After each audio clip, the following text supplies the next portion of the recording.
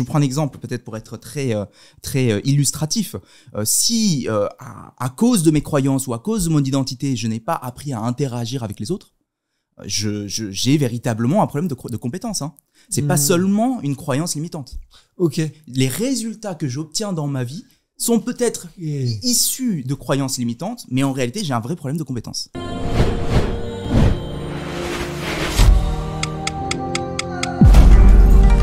Ma motivation la plus forte dans ma vie, c'est que les gens ils osent réaliser leurs rêves.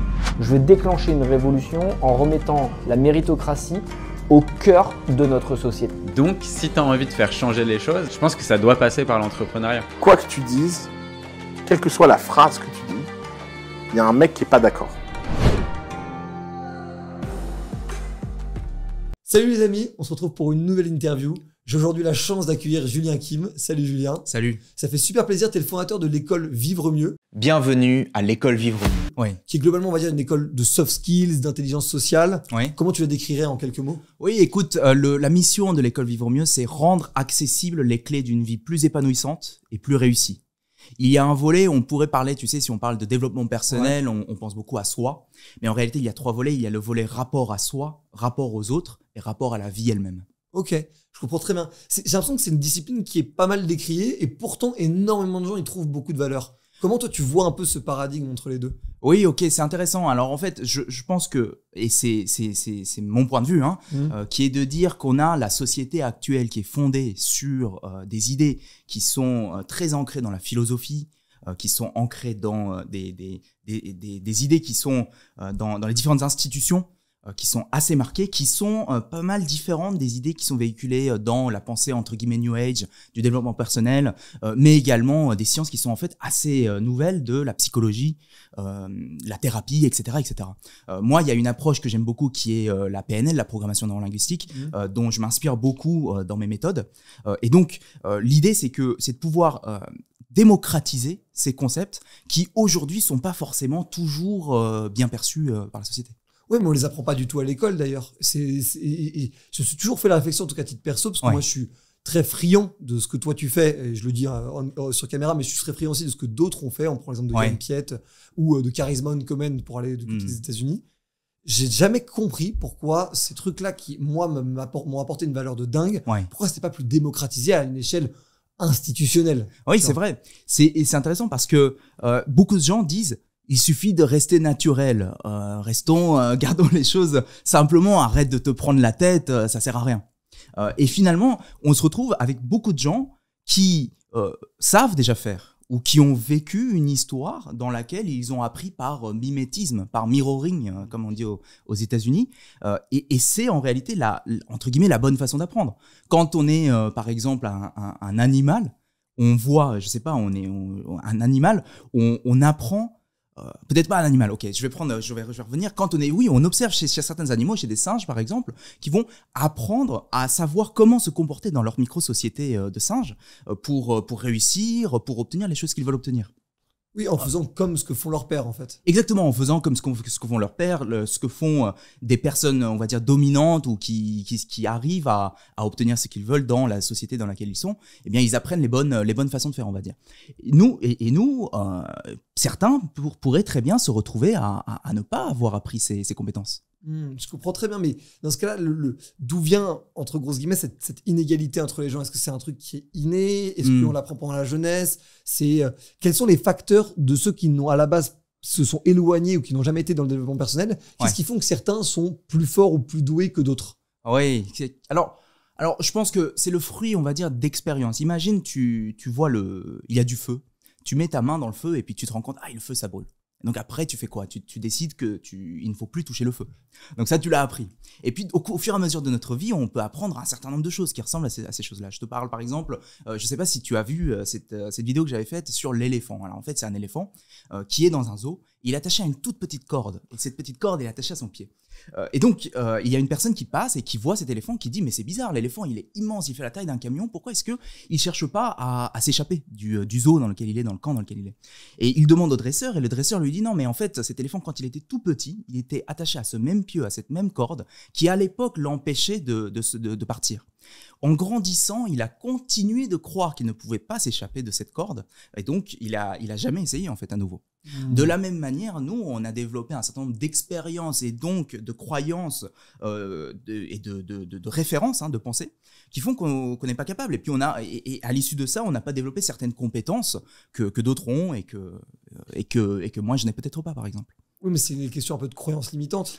Alors, la façon de voir les choses, en fait, il y a finalement, quand on entre dans l'individu, on a plusieurs couches. On a l'identité, le sens qu'on donne à la vie qui est un peu dessus. En dessus de l'identité, on a croyance, compétence, comportement et puis l'environnement que je crée en conséquence de ça. Si tu veux, si on entre un peu plus, l'identité, si j'ai dans l'identité que je suis quelqu'un de fainéant, je vais passer ma vie à agir en accordance avec cette identité que je me suis donnée. Ok, oui, le truc un peu Aurel Sanégrin, je crois. Ouais, peut-être.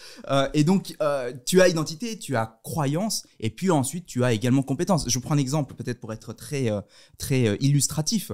Si, à cause de mes croyances ou à cause de mon identité, je n'ai pas appris à interagir avec les autres, j'ai véritablement un problème de compétence. C'est pas seulement une croyance limitante.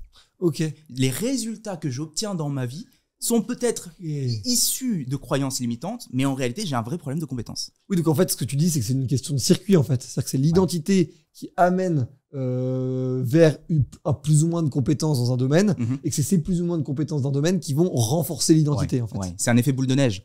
Tu vois, deux personnes qui ont des trajectoires différentes, quand tu essayes d'isoler la cause, si c'était possible de le faire dans une expérience scientifique, tu pourrais voir qu'une personne qui croit qu'il en est capable et une personne qui croit qu'il n'en est pas capable vont avoir des trajectoires complètement différentes. Et donc, une personne qui croit qu'il n'en est pas capable a eu un résultat qui est, on va dire, néfaste, négatif ou qui n'est pas à la hauteur de ce qu'il aurait voulu avoir. L'autre a un meilleur résultat. Et de ce résultat découle quoi? Un environnement qui est moins optimal, des compétences qu'il n'a pas pu acquérir. Et donc, ça s'entretient, le système s'entretient et développe de nouvelles compétences et de nouvelles croyances. On va dire. Tu vois, je te l'avais dit, je suis pas capable, je suis mauvais, etc. Ok, je comprends. Mais donc, du coup, comment on réussit à sortir en fait de ce paradigme-là quand on y est enfermé? Et je le dis, en tout cas, je raconte mon histoire un peu perso. Moi, je sais que j'ai été extrêmement timide jusqu'à mes peut-être 10, 11 ans, et qu'arrivé au collège, il y a eu une leçon un peu de mon frère qui était très débloquante, qui m'a dit, en fait, sois mis par défaut avec tout le monde, en tout cas au début, sois friendly, sois amical avec tout le monde, parce qu'en fait, tu ne sais pas à quel moment tu vas faire le choix de poursuivre cette amitié ou non. Et qu'en fait, par défaut, au début, sur une impression de 30 secondes ou de 5 minutes, t'as pas de vérité là-dessus. Et c'est ça qui m'a permis, moi, après, derrière, de parler à beaucoup de monde et de développer ou pas des amitiés, mais sur une vérité. Je sais pas quels sont les déclics les plus récurrents que toi, tu peux voir. Oui, c'est intéressant parce qu'en fait, tu as développé une nouvelle croyance. Exactement. Une nouvelle façon de voir le monde qui t'a permis d'avoir des comportements, d'ajuster ton comportement. C'est exactement ça. Une personne qui est timide, par exemple, je discutais avec quelqu'un qui me disait, Julien, j'ai toujours été timide. Et je lui dis, ah oui, est-ce que tu es sûr que tu as vraiment toujours été timide? Quel était le premier moment où tu as été timide, où tu t'es senti timide? Eh bien, en fait, à bien y réfléchir, c'était quand j'étais en maternelle. Ah oui, qu'est-ce qui s'est passé à ce moment-là? Quand j'ai pris la parole, juste avant d'être timide, quand j'ai pris la parole, on m'a stimulé négativement. Ça veut dire quoi? On m'a humilié, on m'a pas respecté, on m'a manqué d'amour quand j'ai pris la parole. Et je me suis senti rejeté. J'ai associé quoi? J'ai associé parler avec souffrance. Une personne qui associe parler avec souffrance, à ton avis, elle a envie de parler ou elle n'a pas envie de parler? Ouais, ok, je comprends. Donc, comment on fait? On va aller recabler parler avec satisfaction ou plaisir. Et c'est exactement ce qui s'est passé en toi aussi, parce qu'au moment où tu t'es dit qu'en fait, la précondition pour que j'ai des relations épanouissantes, c'est de parler avec les gens, bah, tu as câblé parler avec plaisir et non souffrance. Ouais, ok, je comprends très bien. Donc, du coup, en fait, c'est ça. En fait, la première étape, du coup, elle se passe sur les croyances. Mais est-ce qu'il n'y a pas une limite à ça aussi? Est-ce qu'il n'y a pas, je pose la question, est-ce qu'il n'y a pas dans le développement personnel parfois une volonté de peut-être réuniformiser les gens de différentes manières? Est-ce qu'on a tous besoin, envie ou la nécessité de devenir, je sais pas, très charismatique, très social et tout? Est-ce que ça aide vraiment au bonheur de n'importe qui? Bien sûr. Et là, je pense qu'il y a plusieurs sujets. Il y aurait sujet du bonheur, il y a le sujet de la standardisation. Alors, je vais commencer par, je te parlerai d'abord il n'y a pas de « il faut, je dois ». Okay. La réalité, ou plutôt mon approche, l'approche de l'école Vivre Mieux, elle est de dire, si tu as de la souffrance, si tu aspires à une réalité meilleure, Parce qu'au fond de toi, tu vois bien que tu as certains besoins qui ne sont pas assouvis. Imagine si tu as soif, tu dois aller boire de l'eau. On est d'accord. C'est une meilleure idée. On va pas aller dire à quelqu'un qui a soif, accepte ta condition d'assoiffé. Je comprends. Donc, à un moment donné, c'est quand même reconnaître qu'on a en nous certains besoins qui font partie de notre nature quelque part. Ouais. Et donc, si je suis en souffrance, je peux arriver à des conditions meilleures. Si tu es très bien, si tout va bien dans ta vie, on ne va pas forcer quelqu'un à qui tout va bien d'évoluer. Et c'est ça le principe. Alors, et c'est la raison pour laquelle, quand la mission de l'école Vivre Mieux, c'est rendre accessible à tous les clés d'une vie plus épanouissante, plus réussie, finalement, je m'adresse à des personnes qui se sentent concernées.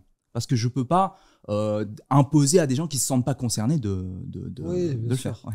Et d'ailleurs, ça fait beaucoup de monde en fait. Quand tu regardes les réseaux sociaux et les succès que ça a, ça concerne effectivement quand même beaucoup de monde.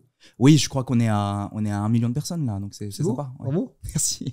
Mais tu vois, et c'est là que moi je trouve qu'il y a quand même un sujet super intéressant que je globaliserais au-delà des gens qui te suivent, mais qui est que j'ai l'impression de voir de plus en plus de gens qui sont des dirigeants de notre pays, que ce soit d'entreprises, entrepreneurs, parfois même des stars de la musique ou du cinéma, des politiques, qui ont l'air, en tout cas de loin, dotés d'une faible intelligence sociale. Et je me pose la question, de comment on arrive à ce niveau-là sans être intelligent socialement, et de deux, est-ce qu'on devient non intelligent socialement parce qu'on est à ce niveau-là et que c'est trop difficile? D'accord. Je ne sais pas si tu as un avis sur la question. D'accord. Alors, quand on dit non-intelligence sociale, on peut par exemple penser à des excès, peut-être des personnes qui ont du mal à réguler leurs émotions, de colère, ce genre de choses. Ou genre, je prends l'exemple de Macron, parce que c'est un exemple facile, mais c'est de ne pas comprendre que quand on dit une phrase en mode « faut traverser la rue pour avoir du boulot », on va forcément se prendre une levée de bouclier de gens qui vont dire « bah non ». En fait, et qui vont sortir leur propre cas personnel pour prouver que non. Ouais, je comprends. Ne pas avoir anticipé ça alors que ça nous paraît évident, peut-être que ça l'est pas, mais ça nous paraît évident pour toi ou moi en tant que commentateur de loin. Pourquoi lui ça l'est pas? Est-ce que c'est parce que c'est trop difficile de l'être à ce moment-là? Est-ce que c'est parce qu'il est mal formé à ça? Tu penses quoi? Je comprends. Alors peut-être dans le cas des personnes très médiatisées, je pense que la difficulté c'est quand même qu'il y a un biais dans lequel on sélectionne les moments d'excès et finalement c'est une courbe de Gauss. Hein. Tu vois, la plupart du temps en fait tu es dans l'acceptable socialement. Et à des moments, tu es dans les écarts et quand tu es dans les extrêmes, évidemment, on te tombe dessus. Ensuite, c'est vrai que l'intelligence sociale, c'est quand même un concept que tout le monde gagnerait à connaître, y compris les personnes qui sont, entre guillemets, dans l'élite ou en tout cas dans les positions les plus influentes. Et voire même, ce sont ces personnes qui auraient le plus d'impact, enfin ça aurait le plus d'impact sur la société si ces personnes-là développaient certaines connaissances en termes d'intelligence sociale, d'intelligence émotionnelle. Je prends un point par exemple. Je vais prendre celui de la colère. Tu vois, si une personne s'énerve, pourquoi est-ce qu'une personne s'énerve? Finalement, on ne se pose pas cette question. Je m'énerve, je réagis, et puis j'agis comme j'ai toujours été programmé à agir, c'est-à-dire par exemple, il y a une attente, mon attente dans la situation et la réalité, il y a un écart entre l'attente et la réalité, et donc moi, mon vocabulaire pour exprimer ma frustration par rapport à cet écart, c'est la colère. Peut-être c'est ma stratégie comportementale que j'ai mis en place. Et je fais partie de l'élite. Voilà. Eh bien, je ne réalise pas peut-être que lorsque je projette ma colère sur l'autre en disant « tu m'as fait ci, tu m'as fait ça », en réalité, c'est mon besoin qui n'est pas assouvi. Donc quand je vais comprendre mon besoin, j'arrive à prendre de la distance. Je réalise d'ailleurs que la colère que j'ai en moi, en fait, c'est avant tout une sensation physiologique. C'est pas moi, je suis pas en colère, c'est je ressens de la colère en moi sur le torse. Et lorsque j'observe cette colère, je suis capable de dire quel besoin en moi n'est pas assouvi et puis quelle stratégie peut être plus efficace que juste dire tu m'énerves, tu vois. Je vais pouvoir mettre en place pour mieux réagir. Et ça, évidemment, quand tu es dirigeant d'entreprise en pleine réunion, ça peut être utile d'apprendre à le faire. Je comprends très bien. Justement, moi, c'est un des sujets que je trouve extrêmement intéressant et que tu abordes beaucoup, qui est le sujet de comment réussir en fait à retourner des paradigmes déjà présents et quotidiens dans notre vie. Donc, tu parles beaucoup, par exemple, comment quand on subit un manque de respect, quand on est en colère et comment réussir à avoir une conversation là-dessus, quand on est en trop plein d'émotions. C'est quoi, selon toi, les grandes leçons que tu as retenues de ton apprentissage justement sur ces moments de haute intensité émotionnelle? D'accord. Les moments les leçons que j'ai apprises, Ouais. c'est-à-dire. Comment tu conseillerais les gens d'aller de vivre mieux ces D'accord. moments-là en fait? D'accord. Donc des moments clés lorsqu'ils sont dans de la haute intensité. Exactement. Ouais. Donc. C'est souvent d'ailleurs le premier truc sur lequel on va voir les gens Ouais. dans l'intelligence sociale, c'est-à-dire comment réussir à outrepasser les moments où on ne se contrôle plus. Ouais. J'ai mal réagi face à cette situation. J'aurais aimé réagir autrement. Ça a eu des conséquences néfastes dans ma J'ai vie. été trop triste, trop en colère, Ouais. trop excité, pas prudent. Enfin, il peut y avoir Ouais. beaucoup de. Comment on contrôle ça? Parce que c'est un peu physiologique aussi, comme tu disais. Oui, c'est vrai. Et en réalité, c'est lorsqu'on est. Tu vois, tu prends et c'est Thomas d'Anzembourg qui dit ça. C'est lorsque tu tombes en panne. Tu vois, tu as des voyants qui s'illuminent dans ta voiture, des signaux rouges, et puis tu vas aller ouvrir le capot pour aller voir ce qui est cassé en gros. Si tu n'es pas mécanicien, tu sais pas faire. Et donc tu vas appeler le mécanicien, tu vas attendre que le mécanicien revienne pour te réparer. Donc c'est-à-dire quoi? Le temps que tu appelles le mécanicien et qu'il vienne pour te réparer, toi tu es dysfonctionnel. Ok.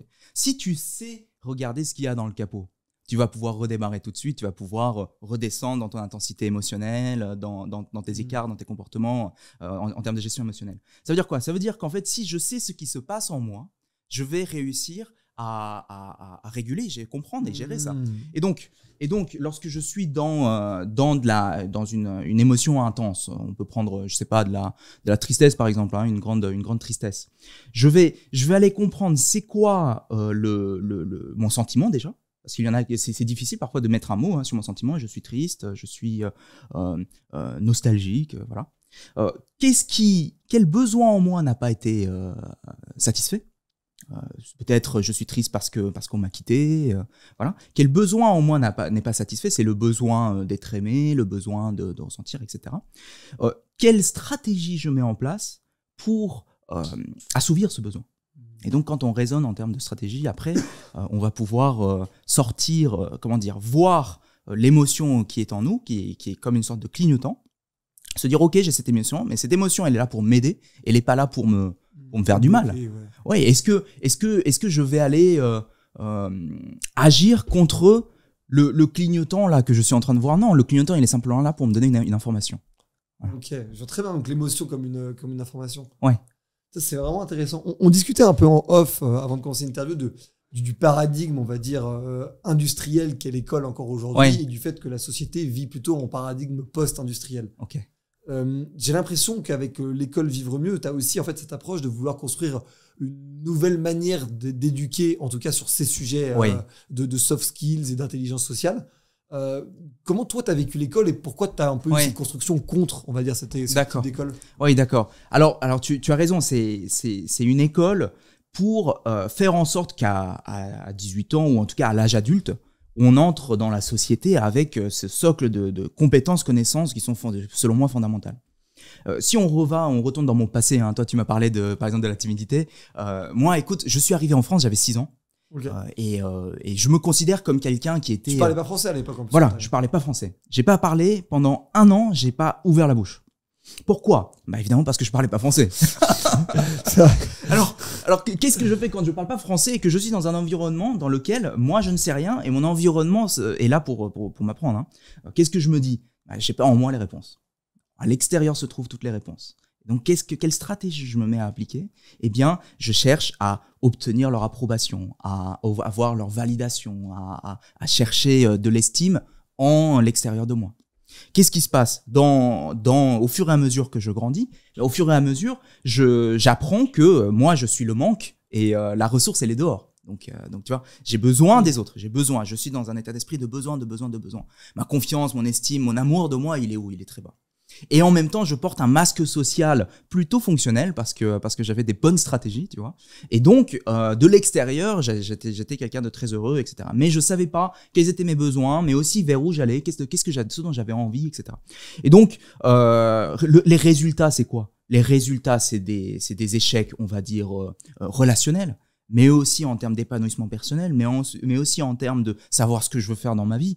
Et finalement, tous ces sujets-là, je crois que ce sont des sujets qui concernent un peu tout le monde. Ok, je comprends. Et tu penses que l'école aurait dû jouer un rôle prépondérant dans le fait d'améliorer ce genre de comportement pour toi ou pour n'importe qui d'ailleurs? Alors, je dirais non. Ok. Je dirais non. Pourquoi? Parce que Si on veut revoir un modèle, c'est le modèle sociétal qu'on pourrait revoir pour se poser la question de cette éducation, doit-elle faire partie ou non d'une approche normée, standardisée, commune. Et d'ailleurs, on pourrait même aller sur la réflexion sur la laïcité. Pourquoi ? Parce que finalement, un grand nombre de concepts qui sont enseignés sont de l'ordre du privé, du familial, mais aussi du religieux. Quand on parle d'avoir de l'espoir dans la vie, sur quoi je porte mon espoir ? Si je porte l'espoir sur Dieu, quelle que soit la forme de ce Dieu, c'est de la spiritualité. Oui, et si c'est sur la science ou même la technologie, ça reste une forme de spiritualité, même si baquée par des faits actuels, on va dire. Je suis bien d'accord avec toi, parce que en fait, l'espoir, c'est l'anticipation que quoi qu'il arrive, il y a de la ressource dans le futur, et quelle que soit la forme que prend en fait cette ressource. Cette ressource, ça peut être Dieu, ça peut être l'essence de la vie que je porte en moi, ça peut être la technologie, ça peut être toutes ces choses. C'est ça que j'appelle, moi, je crois que c'est ça l'espoir. Pour revenir sur ta question initiale, donc non, je ne crois pas que l'école, plutôt je dirais que l'école actuelle sert la fonction de placer dans la société des individus qui sont efficients pour contribuer au niveau qu'est le leur. Dans le système, exactement, dans le système. Et donc, l'école sert la bonne fonction. En revanche, il manque, et je dirais cruellement, je pense, de savoir-faire, savoir-être, savoir-vivre, qui nous permettrait, qui aurait un vrai impact sur la société aussi, parce que des individus plus épanouis, à titre personnel, sont des individus et plus épanouis avec les autres et parmi les autres, ça fait une société plus épanouie et une société aussi, si tu veux être économiste. Moi, dans mon background, j'ai quand même fait une école de commerce et j'ai fait de l'éco. Dans l'éco, c'est aussi une société qui produit plus et qui est plus prospère. Plus prospère, voilà, exactement. Oui, c'est un peu la logique de s'il y a de la confiance, le système économique tournera facilement. Oui, s'il y a de la confiance, le système économique tournera facilement. Et puis, même les individus seront motivés aussi à vouloir avancer. Je prends un exemple. Si tu prends une société avec 5 personnes qui croient que la mort les attend dans 10 ans, la fin du monde les attend dans 10 ans, je pense qu'ils seront moins productifs que des gens qui croient en la prospérité éternelle. C'est sûr, ils risquent même d'avoir un sacré bordel. Ouais, c'est clair. C'est un peu le film Don't Look Up, je sais pas si tu l'avais vu, où au final, proche du moment final, en fait, le monde part dans tous les sens. Oui. Parce que justement, il n'y a plus cette perspective indéfinie, quoi. Oui, c'est vrai, d'espoir. Et d'ailleurs, dans Don't Look Up, on se met dans le déni. Et le déni, c'est une des stratégies dans lesquelles on peut se mettre pour garder espoir. Oui, pour garder espoir, ouais. J'ai ces 2 questions qu'on pose à toutes les personnes qu'on reçoit ici. La première, c'est qui tu verrais dans ce genre d'entretien que tu n'entends peut-être pas assez en interview, qui t'intéresserait potentiellement sur ces sujets-là aussi, ou des sujets connexes. Bien, écoute, moi je vais citer Jonathan Lehman. Jonathan Lehman qui est l'auteur de plusieurs ouvrages, Les Antisèches du bonheur, journal intime d'un touriste du bonheur, et puis qui en gros anime une application de méditation guidée. Ah, génial. T'as déjà reçu Laurent Gounel sur ton podcast ? Non. Faudrait. Ça serait un plaisir. Il a écrit un sacré bouquin sur l'homme qui voulait être heureux que je t'ai trouvé passionnant. Ouais. Et la dernière, est-ce que tu as une citation, une punchline de toi ou de quelqu'un d'autre qui représente un peu ton mantra ou que tu aimes bien te rappeler au quotidien ? Oui. Tant que vous n'aurez pas rendu l'inconscient conscient, il dirigera votre vie et vous appellerez cela le destin. Carl Jung. Oh, elle est cool celle-là. Ouais. Merci beaucoup Julien. Merci. C'était vraiment super intéressant. Merci Valent.